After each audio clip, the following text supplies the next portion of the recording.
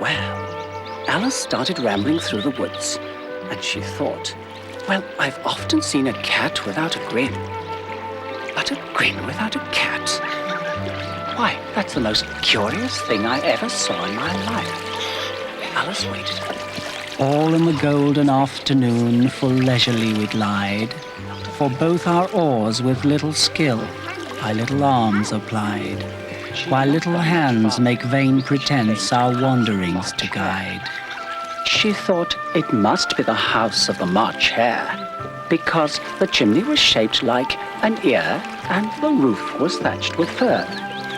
It was so large. Thus grew the tale of Wonderland, thus slowly, one by one, its quaint events were hammered out, and now the tale is done.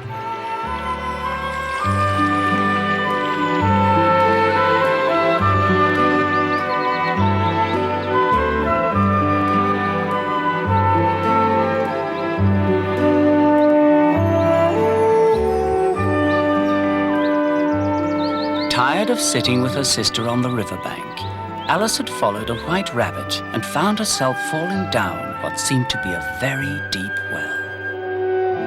After peeping into a beautiful garden, she had taken a drink and shrunk till she was only 10 inches high. Then she had eaten a small cake which made her grow to 9 feet tall. Then, while swimming across a pool of tears, Alice had met some very strange birds and animals, and to dry themselves they all ran in a caucus race.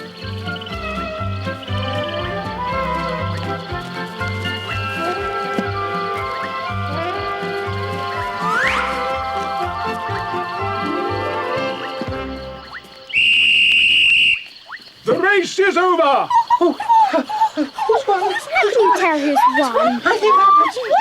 Everybody has won, and all must have prizes. Who's going to get the money? Who's going to get the money? Who's going to get the money? Who's won the money? Why, she, of course. Where are the prizes? Prizes! Prizes! Prizes!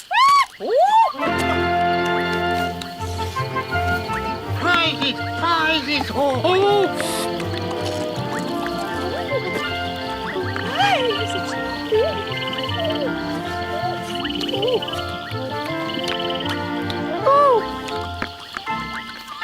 But she must have a prize herself, you know. Of course. What else have you got in your pocket? Only a thimble. Show it to me. We beg your acceptance of this elegant thimble.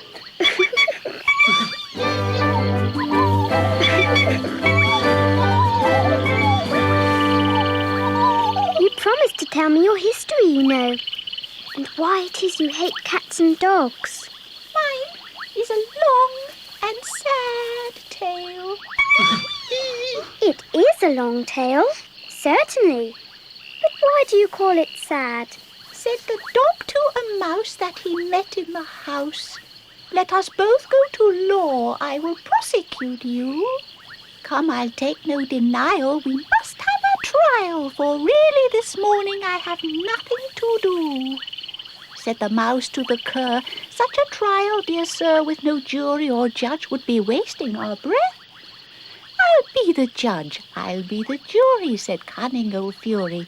"I'll try the whole cause and condemn you to death." You are not paying attention. What are you thinking of? I beg your pardon.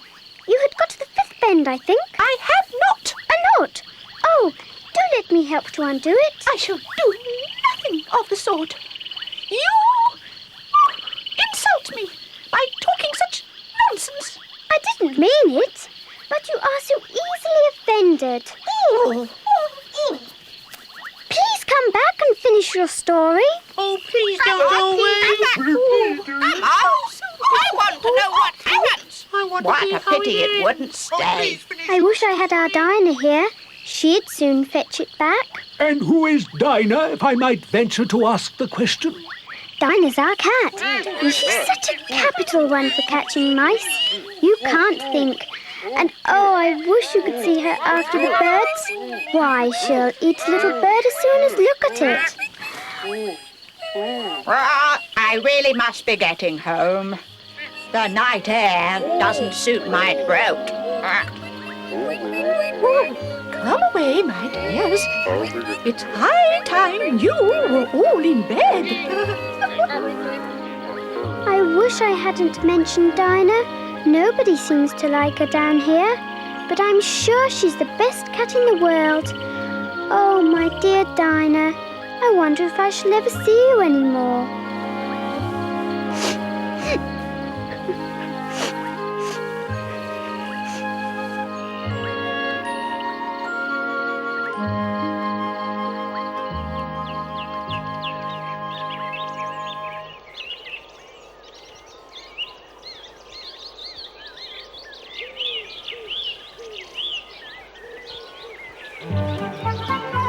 The Duchess. Oh, my dear paws.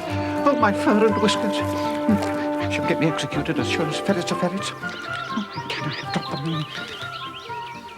Oh, your fan and gloves. What? Mary Ann, what are you doing out here? Run home this moment and fetch me a pair of gloves and a fan. Quick now.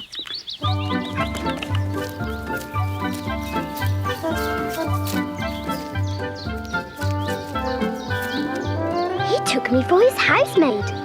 How surprised he'll be when he finds out who I am.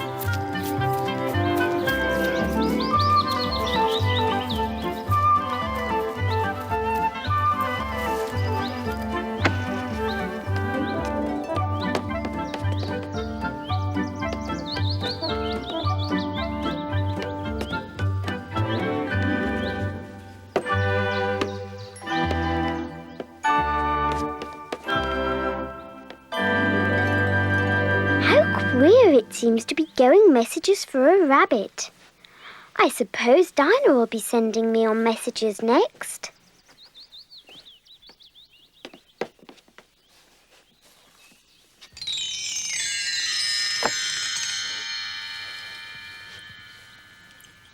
I know something interesting is sure to happen whenever I eat or drink anything.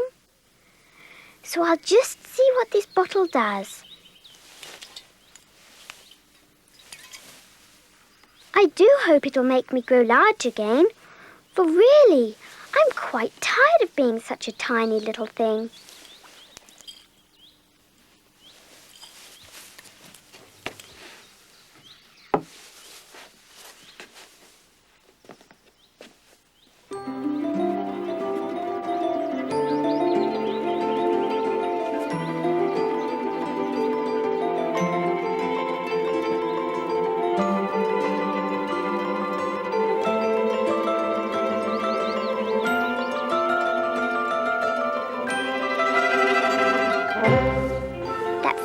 Enough. I hope I shan't grow any more. I do wish I hadn't drunk quite so much. Now I can do no more whatever happens. I almost wish I hadn't gone down that rabbit hole. Oh, my ears and whiskers. Mary Ann! Mary Ann, fetch me my gloves this moment. Well, I'll go round the other way. What will he do now? Oh, my ears and whiskers. I shall have to come in at the window. Mary Ann! Oh, no, you won't.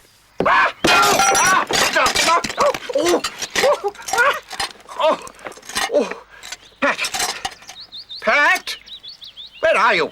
Sure then, I'm here, digging for apples, Your Honour. Digging for apples, indeed. Here, come and help me out of this.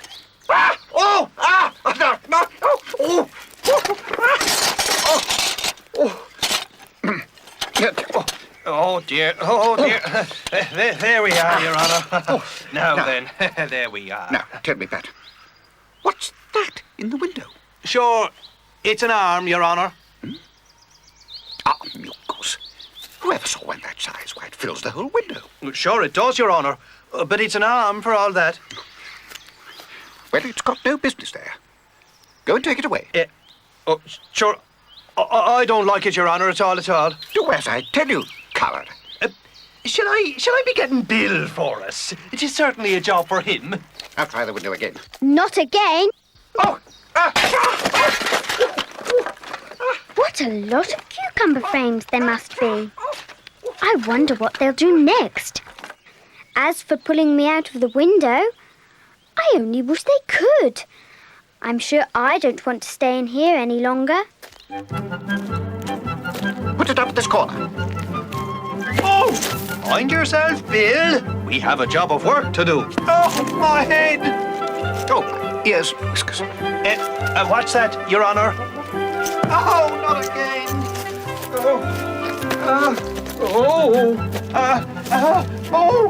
What can we be doing? Oh, my ears and whiskers. Where is the other ladder? No, one will suffice, Your Honour. 'Tis a job for Bill and one ladder, for that's all we've got. Well, here then. Put it up at this corner. Oh, not again! Put it up against the house. Right then, Bill. You'll be scurrying up the ladder and mind the roof. It's not terribly strong, you know. Quickly now.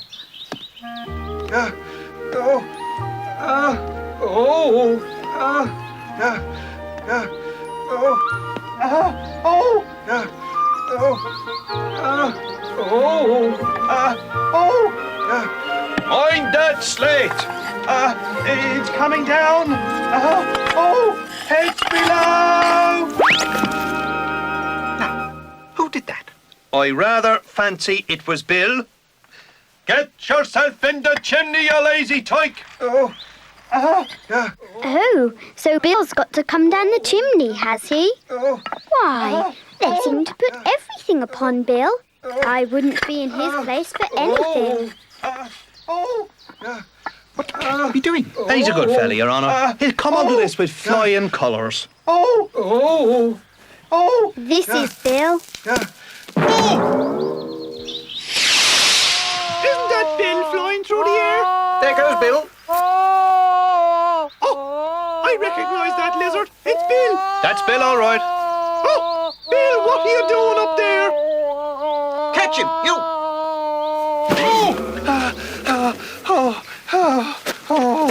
Hold up his head. Oh, my head.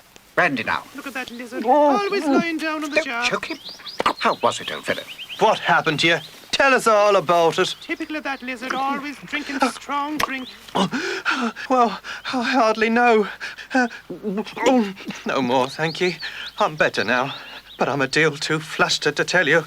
All I know is something comes at me like a jack-in-the-box, and up I goes like a skyrocket. So you did, old fellow. Yes, you did. We saw you. We must burn the house down. Very well, Your Honour. If you do, I'll set Dinah on you. I wonder what they will do next. If they had any sense, they'd take the roof off. A barrowful will do to begin with. A barrow full of what? Ears and whiskers.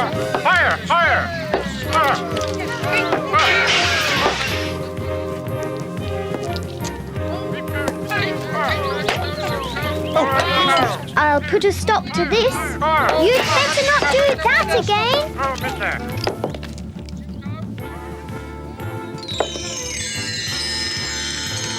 If I eat one of these cakes, it's sure to make some change in my size.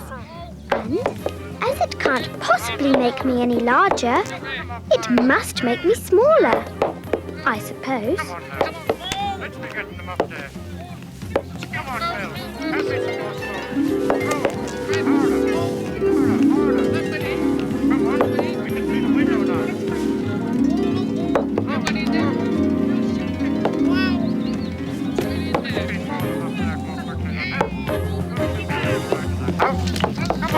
Ears and whiskers.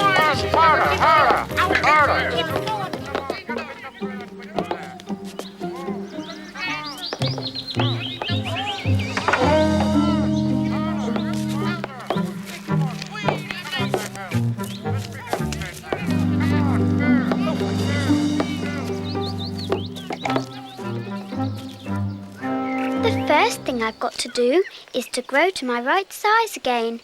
And the second thing is to find my way into that lovely garden.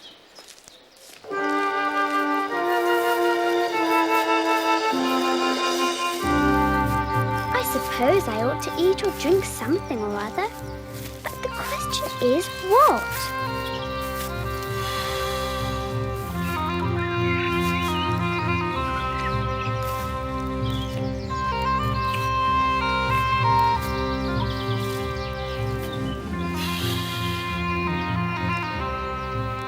Who are you? I hardly know, sir, just at present. At least I know who I was when I got up this morning. But I think I must have changed several times since then. What do you mean by that? Explain yourself. I'm afraid I can't put it more clearly, for I can't understand myself, to begin with. And being so many different sizes in a day is very confusing. It isn't. Well, perhaps you haven't found it so yet. But when you have turned into a chrysalis, you will someday, you know. And then after that into a butterfly, I should think you'll find it a little strange, won't you? Huh? Oh, not a bit. Well, perhaps your feelings may be different. All I know is, it would feel very strange to me. Oh, you. Who are you? I think you ought to tell me who you are first. Why? No. Come back. I've something important to say. Keep your temper. Is that all? No.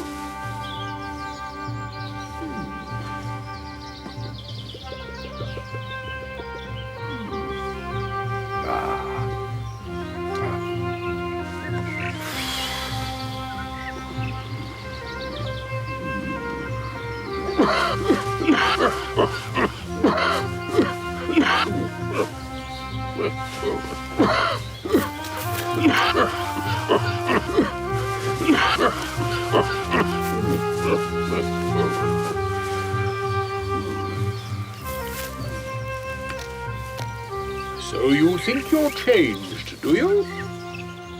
I'm afraid I am, sir. I can't remember things as I used. And I don't keep the same size for 10 minutes together. Can't remember what things? Well, I've tried to say how doth the little busy bee, but it all came different. Let us try. You are old, Father William. You are old, Father William, the young man said, and your hair has become very white. And yet you incessantly stand on your head. Do you think at your age it is right? In my youth, Father William replied to his son, I feared it might injure the brain. But now I'm perfectly sure I have none. Why, I do it again and again. You are old, said the youth, as I mentioned before, and have grown most uncommonly fat. Yet you turned a back somersault in at the door. Pray, what is the reason for that? In my youth, said the sage as he shook his grey locks, I kept all my limbs very supple. By the use of this ointment, 1 shilling the box, allow me to sell you a couple. You are old, said the youth, and your jaws are too weak for anything tougher than suet. Yet you finished the goose with the bones and the beak. Pray, how did you manage to do it? In my youth, said the father, I took to the law and argued each case with my wife, and the muscular strength which it gave to my jaw has lasted the rest of my life. You are old, said the youth, one would hardly suppose. That your eye was as steady as ever. Yet you balanced an eel on the end of your nose. What made you so awfully clever? I have answered 3 questions, and that is enough. Said his father, don't give yourself airs. Do you think I can listen all day to such stuff? Be off, or I'll kick you downstairs.